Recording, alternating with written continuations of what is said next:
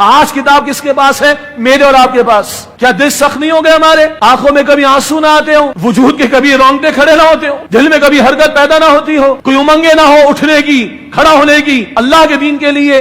دل سخت تو نہیں ہو گئے؟ یہ کتاب ہدایت ہے، پہلے وہ تھے آج ہم ہیں، پہلے ان کے پاس سی کتاب آج ہمارے پاس ہے، پہلے انہوں نے دین کو فراموش کیا، کتاب کو پس پوچھ ڈالا، آج ہم کر رہے ہیں۔ یہ دلوں کی سختی نہیں ہو گئی؟ بیٹا ماں کو قتل کر دیتا ہے، پب جی کے گیمز دیکھ کر، بھائی کو قتل کر دیتا ہے، ماں کو قتل کر دیتا ہے، چند ٹکوں کی خاطر، جائیدادوں کی خاطر بیٹیوں کا حصہ ہڑپ کر جاتے ہیں، بہنوں کا حصہ ہڑپ کر جاتے ہیں۔ کچھ دیندار لوگ ہیں وہ اللہ کے دین کے ساتھ کھلواڑ کرنا شروع کر دیتے، علماء سو کی بات کر رہا ہوں، دین میں وے آؤٹ نکالنا شروع کر دیتے ہیں۔